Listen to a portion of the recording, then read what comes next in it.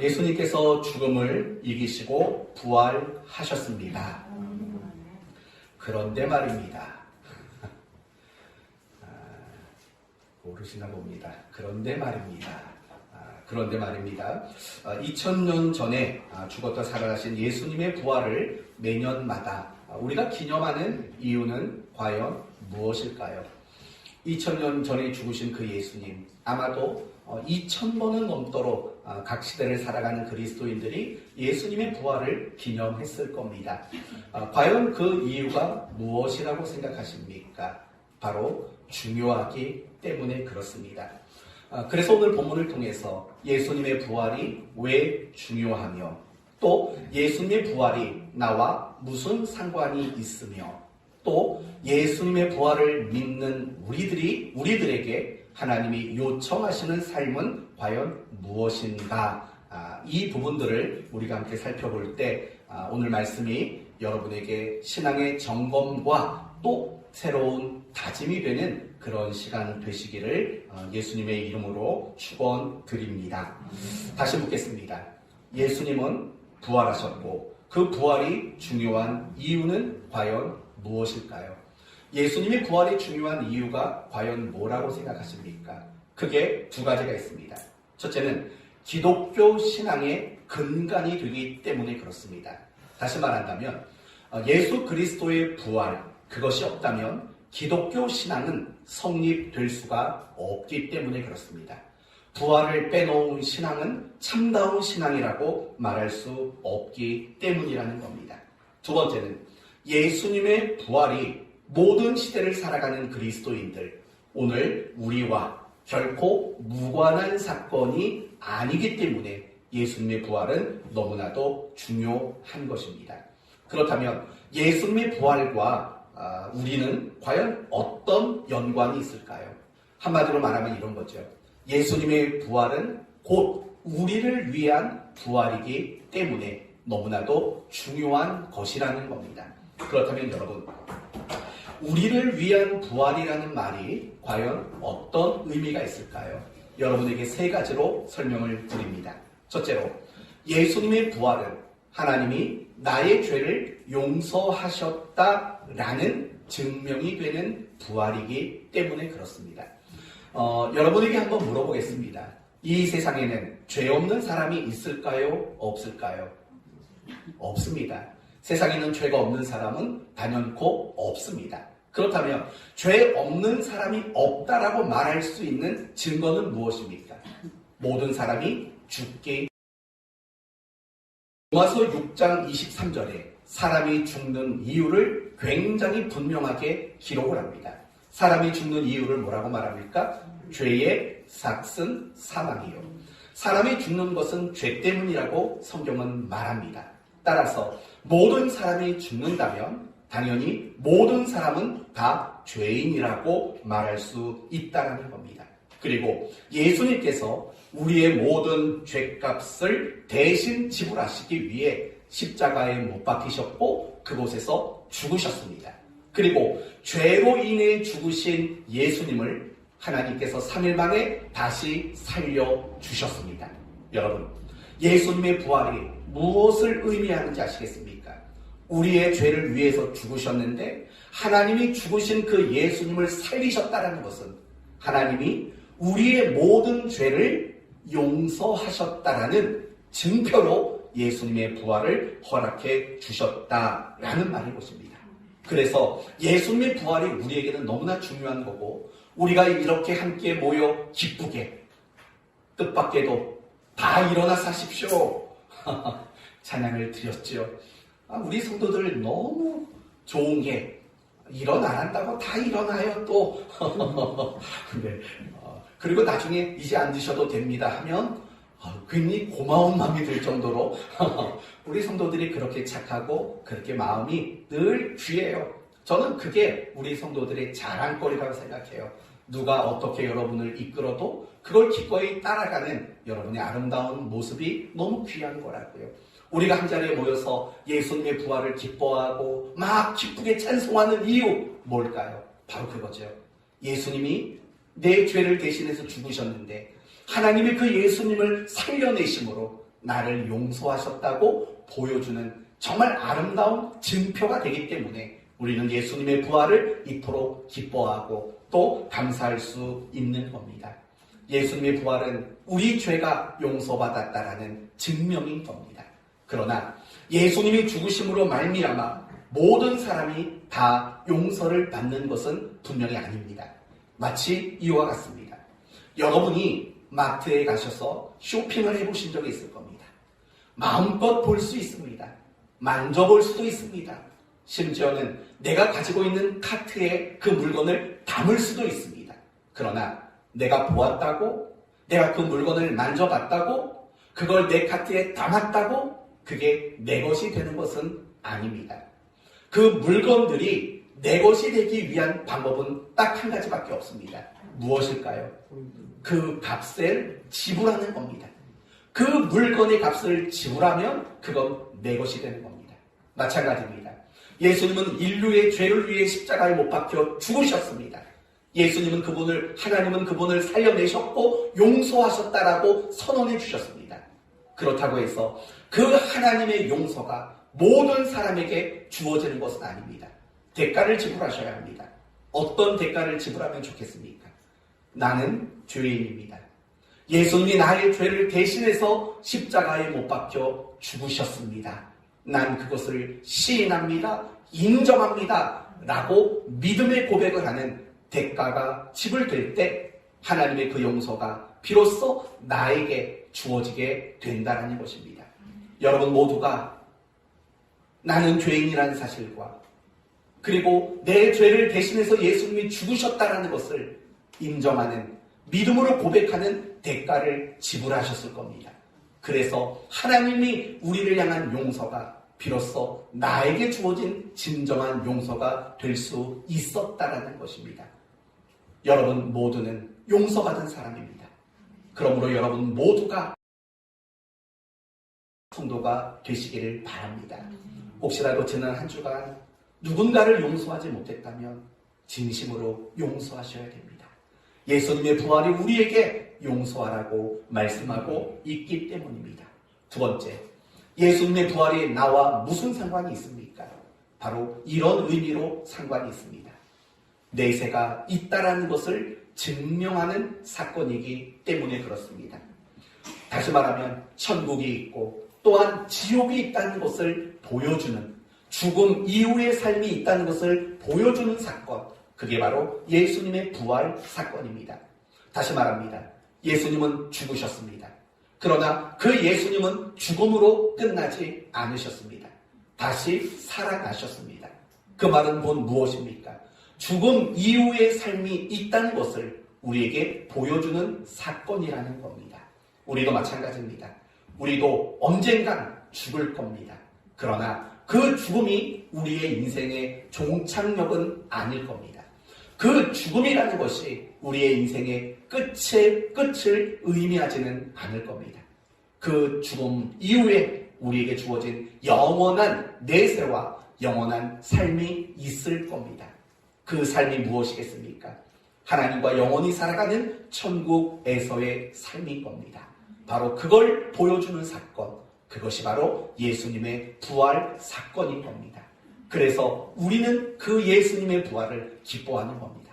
죽음이 끝이 아니구나.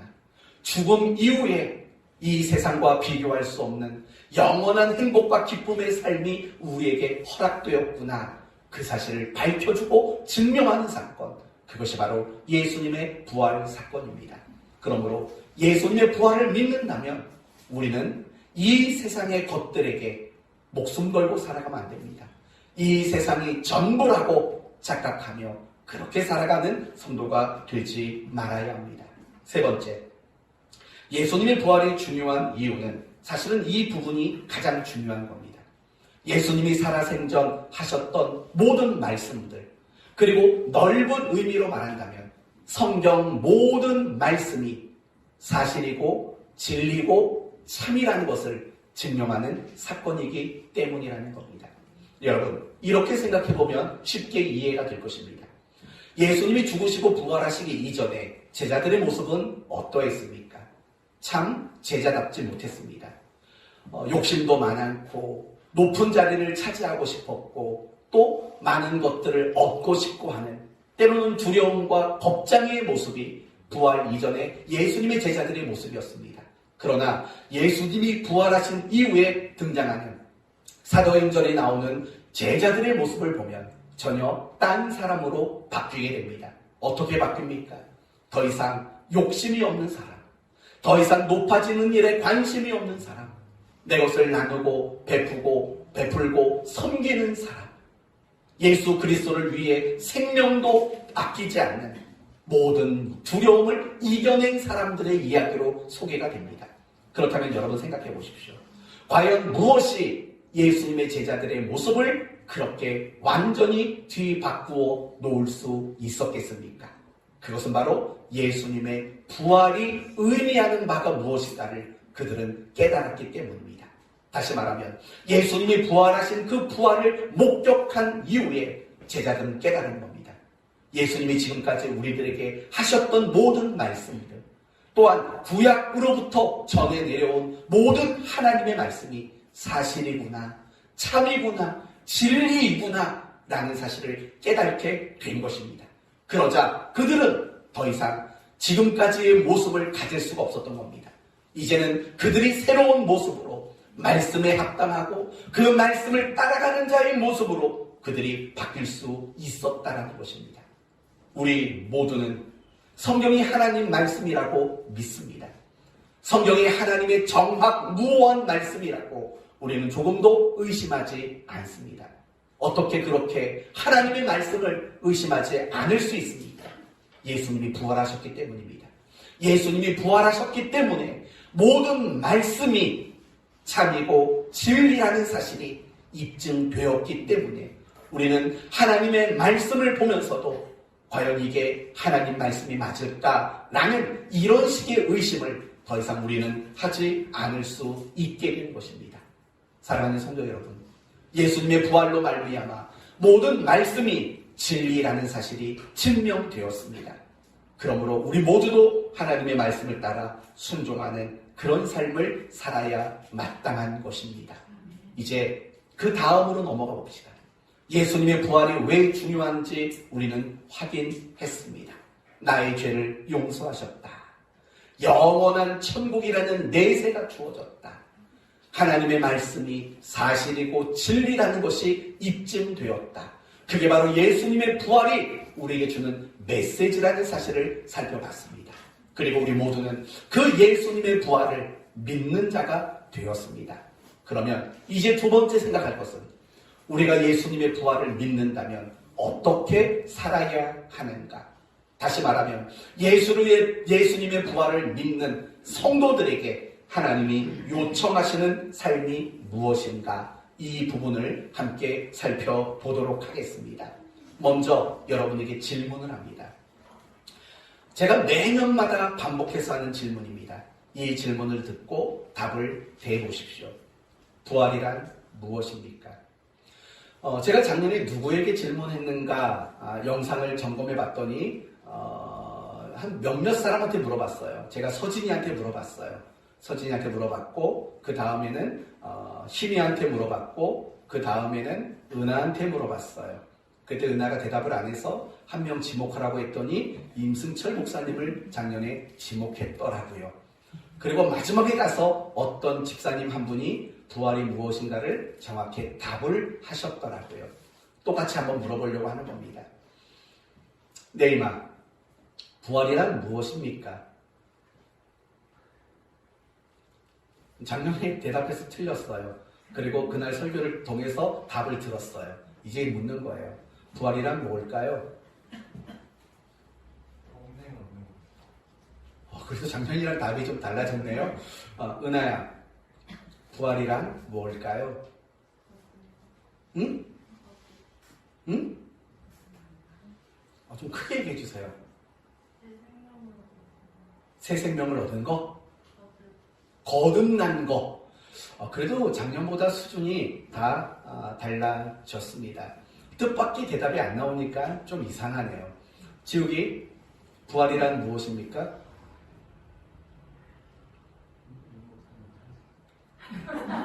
뭐라고요? 임 목사님 지목하라고요? 부활이란 뭡니까?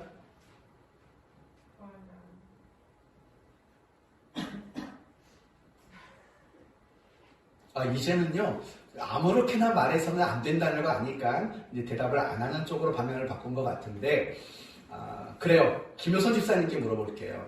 부활이란? 네, 맞습니다. 작년에도 김효선 집사님이 부활이 뭡니까? 라고 했을 때 변화요 라고 대답을 했는데 올해도 같은 대답, 정답을 말씀해 주셨습니다. 제가 항상 절기 때마다 고민이 되는 게 그거예요. 도대체 절기 때마다 다른 설교를 하고 싶은데 도무지 다른 설교하기에 너무 어려워요. 그래서 어제 아내랑 한참을 얘기했어요. 여보, 왜 맨날 고난주간 부활주일 설교는 똑같을 수밖에 없을까? 너무 고민돼. 힘들어. 그랬더니 너무 정확한 답을 주셨어요. 이렇게 말했어요. 임 목사님께 부탁드려요. 임 목사님께 부탁드려요. 그렇구나. 그래서 앞으로 절기 설교는 임 목사님께 가급적이면 다 부탁을 드려야겠다라는 생각이 어제 들었습니다. 목사님 감사합니다. 대부분 부활이 뭐냐고 물어보면 이렇게 대답을 해요. 죽었다가 다시 살아나는 것, 이게 부활입니다. 이렇게 말을 하거든요. 근데 감사한 건 우리 교회 성도들은 그렇게 대답하는 성도가 하나도 없어요. 왜냐하면 부활은 죽었다 살아나는 게 아니거든요. 전혀 아니에요. 물론 세상에서 어떤 사전적인 의미로 답을 말한다면 죽은 자가 다시 생명을 얻어 살아나는 것, 이걸 세상은 부활이라고 말해요. 하지만 성경은 절대로 죽은 사람이 살아나는 것을 부활이다 이렇게 말하지를 않아요. 이 부분을 여러분에게 간략하게 설명을 드려볼게요. 성경을 보면은요, 정말 말 그대로 죽었던 사람이 다시 살아나는 그런 경우들이 성경에 여러 번 나와요. 혹시 기억에 나는 사람 있습니까? 누가 있을까요? 마리아, 마르다의 오빠, 나사로. 나사로도 죽고 나서 3일 만에 다시 살아났어요. 또 누가 있을까요? 네? 야이로의 12살 먹은 딸아이. 맞아요. 그 딸아이도 죽었다가 다시 살아났어요. 또 누가 있을까요? 바울 사도의 설교를 듣다가 3층에서 떨어져 죽은 유두고. 유두고라는 사람도 죽었다가 살아난 사람이에요. 그 밖에도 수넴 여인의 아들, 사르밧 과부의 아들도 죽었다가 다시 살아났어요. 뿐만 아니라 예수님이 십자가에 못 박히시고 운명하는 순간 이미 죽었던 많은 성도들이 다시 무덤 밖으로 나왔다라는 성경의 기록들이 분명히 있습니다. 그런 것들을 본다면 성경을 보면 죽었다가 살아난 사람들의 이야기가 많이 있다라는 것을 압니다. 그러면 생각해 봅시다. 우리는 성경에서 죽었다 살아난 그 사람들을 보면서 그들이 부활했다 이렇게 말할 수 있습니까? 그들이 부활했다고 말하기는 애매모호한 것들을 우리는 느낍니다. 찜찜함을 느낍니다. 그러나 예수님은 죽으셨고 다시 살아나셨습니다. 그 예수님을 부활했냐고 물어본다면 우리는 조금 더 의심하지 않고 예수님은 부활하셨습니다 라고 대답을 한다는 거예요. 우선 여기를 기억해 두세요. 다음에 한 가지 더 이야기해 봅시다. 예수님은 몇 년도 몇 월 며칠쯤에 오실까요? 이거 말하는 순간 저는 이단이 되는 거죠. 그렇죠? 왜냐하면 성경이 말하지 않기 때문에 예수님이 언제 오실지는 몰라요. 하지만 언젠가는 예수님이 다시 이 땅에 재림하시는 날이 와요. 그러면 예수님이 재림하시는 그날 가장 먼저 일어나는 일들이 뭐라고 말하냐면 이미 죽었던 자들이 살아나는, 죽었던 자들이 먼저 신령한 몸으로 바뀌게 되는 일들이 일어나요. 그러면 여러분 이런 경우도 있잖아요. 예수님이 재림하시는 그날에 살아있는 사람이 있을까요? 없을까요? 당연히 많이 있죠. 굉장히 많을 거예요. 마치 지금 예수님이 재림하시면 살아있는 사람이 이 땅에는 한 76억 원이 있는 거잖아요. 그렇죠? 그러면 그 사람들은 어떻게 될까요? 이미 죽은 사람들은 그들이 깨어나서 신령한 몸으로 다시 바뀌어요. 살아나요, 그들이. 그러면 살아있는 사람들은 어떻게 될까? 이 부분에 대해서는 여러분이 어떻게 생각을 하십니까? 예수님이 재림하시는 그날 살아있는, 만약에 우리가 그 순간 살아있다면 어떻게 될까요? 혹시 이렇게 될까요? 죽었다가 다시 살아날까요? 일순간에 죽고 76억이 그리고 다시 살아날까요? 전혀 그렇지 않습니다. 죽지 않은 상태에서 신령한 몸으로 그러면 여러분, 이런 관점으로 보면은요, 마치 부활이라는 것이 죽은 사람이 다시 살아나는 게 부활이다 이렇게 말한다면 나중에는 결국은 어떤 일이 일어나냐면 부활을 2번 경험한 사람들이 있어요. 아까 말했던 유두고, 나사로 이런 사람들은 부활을 2번 경험해요. 왜 그럴까요? 그들은 살아났지만 또 죽어서 무덤에 묻혔잖아요. 그러면 주님이 재림하시는 날 믿는 자들이 다시 살아난다고요. 그러면 그들은 부활을 2번 경험하게 돼요. 그리고 반대로 예수님이 재림하시는 날 살아있는 사람들은요, 부활을 경험하나요? 못하나요? 부활을 경험하지 못해요. 왜? 살아있으니까. 그렇기 때문에요, 성경에 말하는 부활은 죽었다가 살아나는 것이라고 말할 수가 없는 거예요. 그러면 성경이 말하는 부활은 무엇인가? 한마디로 말하면 변화되는 것이 성경이 말하는 부활이라는 거예요. 그래서 고린도전서 15장은 부활에 관련된 본문이에요. 그 본문에서 부활을 어떻게 묘사하는지 들어보세요. 마지막 나팔의 순식간에 호련히 다 변화되리니 또 나팔 소리가 나매 죽은 자들이 썩지 아니할 것으로 다시 살아나고 우리도 변화되리니. 여러분, 이 2 구절이 반복하는 말들이 무엇인 것 같아요? 바로 변화된다라는 말을 언급하고 있다고요. 이게 바로 성경이 말하는 부활의 핵심이고 부활의 본질이라는 거예요. 여러분, 그런 개념으로 본다면 나사로, 유두고, 또 야이로의 딸, 이런 사람들은 부활했다고 말할 수 있나요? 그렇게 말할 수 없어요. 왜냐하면 그들은 변화된 게 아니니까. 왜냐하면 그들은 여전히 썩을 몸, 죽을 몸, 죄악된 몸 여전히 가지고 있었으니까요. 여러분, 죽었던 그들이 다시 살아나서 더 이상 죄 짓지 않는 몸을 가졌을까요? 아니잖아요. 그리고 그들은 여전히 시간과 공간의 제약을 받는 몸으로 이 땅을 살았다고요. 그리고 그들은 무엇보다도 또다시 죽을 수밖에 없는 몸을 가지고 살았다고요. 그건 변화된 게 아니에요. 단지 생명만 연장이 된 것뿐이죠. 그들은 신령하게, 그들은 거룩하게, 그들은 새롭게 거듭난 모습으로 변화를 받은 게 아니에요. 다시 소생한 것 뿐인 거죠. 그러나 예수님은 부활했다고 말할 수 있는 거예요. 왜요? 예수님의 몸은, 다시 살아나신 몸은 예수님이 죽으셨을 때까지 가셨던 몸과 같나요? 다른가요? 달라요. 신령하고 거룩하고 시간과 장소와 무엇에도 제약을 받지 않는 그런 몸을 덧입었기 때문이에요. 예수님은 부활하신 이후에 음식을 먹을 수도 있었어요. 그러나 닫혀있는 문을 통과하실 수도 있는 그런 문이셨어요. 예수님의 제자들이 만질 수도 있는 몸이었어요. 그러나 어느 곳에서도 제약을 받지 않는 몸으로 예수님은 살아나셨어요. 그게 바로 예수님의 부활이라고 말하는 거예요. 따라서 인류 역사상 부활하신 분은 오직 한 분밖에 없어요. 누구죠? 예수 그리스도. 그러나 마지막 날 주님이 재림하시는 그날에는 모두가 부활하게 될 것이에요. 예수님이 다시 이 땅에 오시는 그날 살아있을지라도 부활을 경험하게 되는 거예요. 결국 그 부활의 핵심과 초점과 본질과 내용은 무엇입니까? 결국은 새로운 몸으로, 제한이 없는 몸으로, 거룩한 몸으로, 신령한 몸으로 우리가 변화되는 것, 그것이 바로 부활의 핵심이라는 거예요. 그렇다면 우리가 예수님의 부활을 믿고 또 나의 부활을 믿는 자들이라면 무엇을 가장 중요하게 생각해야 마땅할까요? 변화겠죠.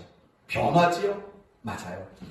결국 예수님의 부활을 믿는 하나님께서 우리 모두에게 가장 바라고 원하는 것이 있다면 우리가 변화되기를 바라고 원하신다는 거예요. 더 신령한 사람으로 변화되고 더 거룩한 사람으로 변화되고 더 예수님을 닮아가는 사람으로 날마다 변화되는 것. 이게 바로 진짜 부활을 믿는다라는 말의 의미이고 부활을 믿는 하나님이 우리에게 요구하는 삶의 가장 중요한 내용이라는 거예요. 그러나 우리가 예수님의 부활을 믿는다고 말하지만 변화되는 일에 관심이 없다면 내가 더 거룩해지고 내가 더 신령해지는 그 일에 관심이 없다면 예수님의 부활을 믿는다는 여러분의 말은 의심스러울 수밖에 없다라는 겁니다. 사랑하는 성도 여러분, 우리가 신앙생활을 할 때 정말 중요하게 생각해야 될 것이 뭔지 아십니까? 바로 나를 변화시키는 일이에요. 나를 고쳐가는 일, 그 일이 우리의 신앙생활 속에서 가장 중요하게 다루어져야 할 내용인 거예요. 내가 주일에 교회 가는 거 물론 다 좋아요. 성경 보고 기도하는 거 다 귀하고 훌륭해요. 그러나 궁극적으로는 우리 모두가 나를 고쳐가는 일들, 그래서 나를 더욱더 변화시켜가는 그 일들이 우리에게는 가장 중요한 본질이고 숙제고 목적이라는 것을 우리는 한순간도 잊지 말아야 합니다. 오늘 제가 질문했던 여러분들 메모해 놓으세요. 내년에 다시 물어볼 거예요. 네, 그래서 첫사람이 정답을 말해서 빨리 끝났으면 좋겠어요. 부활이란 변화되는 거예요. 그렇기 때문에 우리는 나를 고쳐가면서 나를 더 변화시켜가는 일에 우리의 신앙생활의 모든 것들을 총동원할 줄 알아야 하는 거예요. 우리는 매년마다 부활절을 지키고 있습니다. 왜 부활절을 지킬까요? 부활에 대해서 더 배우기 위해서요? 아닙니다. 또는 부활절을 지키는 게 전통이기 때문입니까? 그것도 아닙니다. 지금부터 말하는 걸 잘 들으십시오. 우리가 부활절을 지키는 가장 중요한 이유는 지난 1년 동안 내가 얼마나 나를 고쳤고 나를 변화시켰는가를 하나님께 점검받기 위해 부활절을 지키는 겁니다. 다시 말하면 지난 1년 동안 내가 얼마나 많이 고쳐졌는가 하나님께 점검받고 확인받는 겁니다. 예를 들면 이런 거죠. 내가 몸이 아파서 병원에 입원했어요. 그리고 치료를 받았어요. 그럼 의사가 이렇게 말해요. 3개월 뒤에 다시 오십시오. 다시 와서 뭐 하라는 겁니까?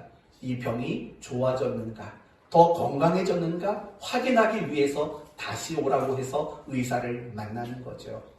그러다가 좋아지면 이제는 6개월마다 오십시오.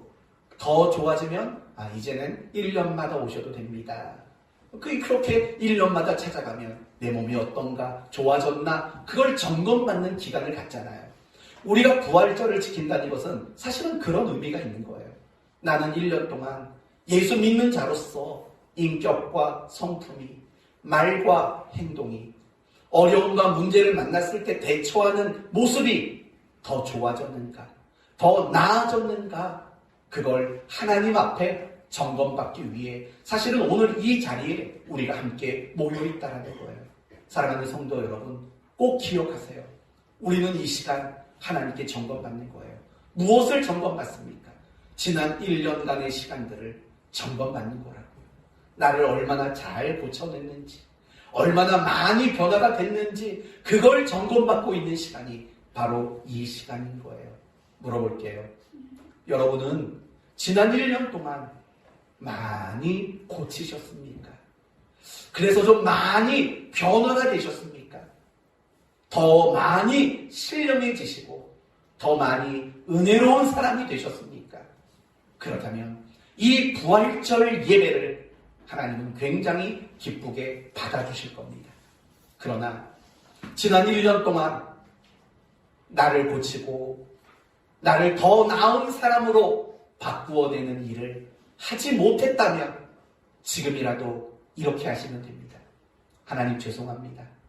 제가 내년 부활절에는 더 많이 고치고 변화돼서 더 많이 신령해져서 더 많이 거룩해져서 이 예배 나오겠습니다. 이렇게 다짐하신다면 이 예배를 또한 하나님은 틀림없이 기쁘게 받아주실 줄로 믿습니다.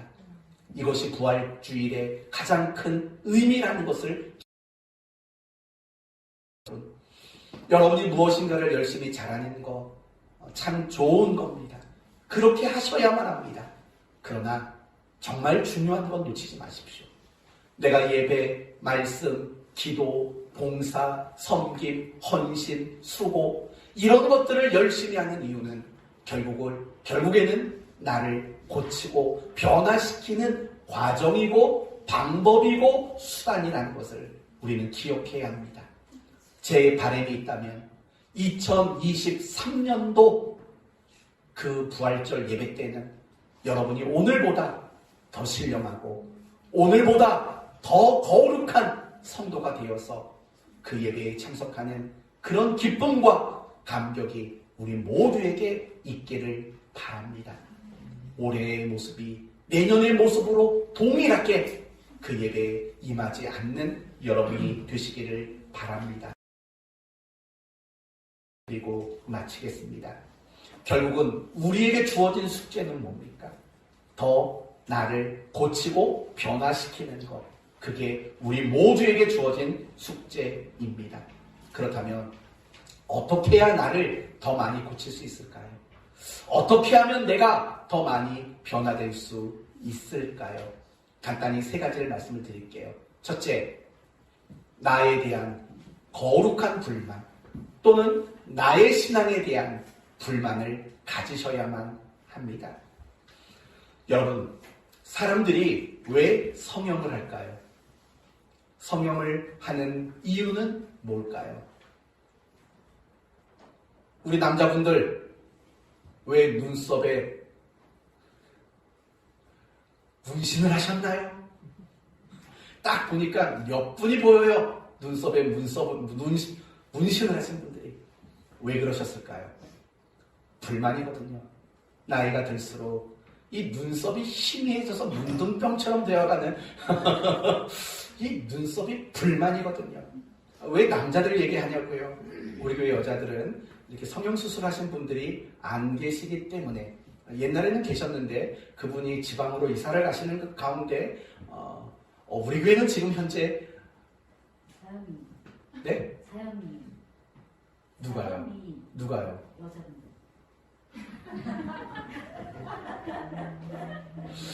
참 그것도 은혜예요. 자기까지 포함해서 여자분들이 자연미인이라고 말할 수 있는 것도 참 웬만한 은혜 아니면 그러지 못할 텐데 네, 우리 교회 여자분들은 모두가 정말 미인이세요. 자연미인. 정말 예뻐요. 근데 보통 사람들이 성형수술을 하는 이유는 이런 거잖아요. 불만이잖아요. 내 코가 왜 이래? 내 눈이 왜 이래? 내 턱은 또 왜 이래? 이런 불만들이 있는 거잖아요. 그러니까 성형을 하죠. 여러분, 다이어트를 왜 해요? 내 몸매에 대한 불만 때문에 다이어트를 한다고요. 불만이 있으니까 고치는 거예요. 그거 나쁘다고 하는 얘기는 아니니까 오해하지 마시고요. 마찬가지인 거예요. 내가 신앙생활을 하면서요. 내 신앙생활을, 나의 신자된 내 모습을 고치지 않는 건 결국 어떤 의미가 있는 것 같아요. 이런 거잖아요. 내 신앙생활에 별로 불만이 없는 거예요. 예배에 소홀하고 있는 내 모습을 봐도 불만이 없고 성경을 안 보고 하루하루를 살아도 그런 내 모습에는 별로 불만이 들지 않는 거예요. 내가 기도하지 않는데도 그 일에 내가 불만이 없어요. 하나님을 뜨겁게 사랑하는 마음이 없는데도 내 마음에 불만이 들지 않아요. 그러니까 우리는요, 나의 그 신앙을, 내 모습을 고치려고 하는 일들이 일어나지 않게 되는 거예요. 사랑하는 성도 여러분 모두가요, 여러분 자신의 신앙의 모습에 대하여 거룩한 불만을 좀 가졌으면 좋겠어요. 그 거룩한 불만을 가지게 될 때 여러분은 나를 고치고 나를 변화시키는 그 일들을 능히 하게 되실 줄로 믿습니다. 그런데 보통 우리가 가지는 불만은 뭔지 아세요? 남에 대한 불만을 가져요. 왜 저 사람은 기도 안 할까? 왜 저 사람은 예배 안 나올까? 사실은 남에 대한 불만만 많이 가져요. 그러면 안 돼요, 여러분. 남에 대한 불만을 갖게 되면은요, 나는 잘하고 있는 줄 알게 돼요. 여러분 스스로가 자기에 대한 불만이 없어지게 돼요. 그러니까 항상 자기 신앙에 대한 불만만 가질 수 있는 여러분이 되셨으면 좋겠습니다. 두 번째 방법은요, 주님을 끊임없이 만나야 돼요. 여러분, 자식은 부모를 닮게 되어 있어요. 그렇죠? 자식은 부모를 닮아요. 저도 제 딸을 보면서 참 나를 닮고 있는 게 너무 많구나 라는 생각이 들어요. 그러면 여러분, 자식은 부모를 왜 닮을까요? 자주 만나니까 닮게 된 거예요. 여러분, 부부 사이에도 닮게 된다는 거 여러분 아시죠? 제가 굉장히 성격이 못된 사람인데 성격이 좋고 온화한 아내를 만나니까 이렇게 좋아졌어요. 인정하시죠? 근데 부부는 닮게 되어 있어요. 닮게 되어 있어요. 부부는 왜 닮을까요? 이유는 간단해요. 서로 자주 만나기 때문에 닮게 되어 있는 거예요. 마찬가지인 거죠. 나를 고치고 내가 변화돼서 주님을 더 닮아가기 위해서는 방법이 없어요. 주님을 만나셔야 돼요. 예배를 통해서, 말씀을 통해서, 기도를 통해서, 성도의 교제를 통해서, 여러분이 매일매일 하는 그 큐티를 통해서, 그리고 그 밖에도 다양한 방법을 통해서 주님을 만나게 된다면 여러분 분명히 변화될 거예요. 끝으로 세 번째, 죄와 싸우셔야 돼요. 죄와 싸우지 않으면 나를 고칠 수 없고 나를 변화시킬 수 없어요. 여러분, 부활이 무엇입니까? 결국 부활은 죄를 이겨내신 사건이 바로 부활인 거예요. 그렇기 때문에 우리도 내 삶에 끊임없는 변화가 일어나기를 원한다면 죄와 싸우는 것, 그것을 결코 놓치면 안 돼요. 어떤 죄가 있을까요? 반복되는 죄가 있죠. 우리 모두는요, 늘 반복되는 죄가 있어요. 반복되는 죄. 늘 습관적으로 짓는 죄가 있다고요. 어떤 사람은요, 자꾸 남을 비난하고 험담하는 죄를 반복하는 사람이 있어요. 어떤 사람은 음란이라는 죄가 있고요. 또 어떤 사람은 분노하고 감정을 쏟아붓는 죄를 반복하는 사람도 있어요. 어떤 사람은 거짓말하는 죄. 그것 말고도 늘 반복적이고 습관적인 죄가 여러분 모두에게 있어요. 아니요, 저에게도 있어요.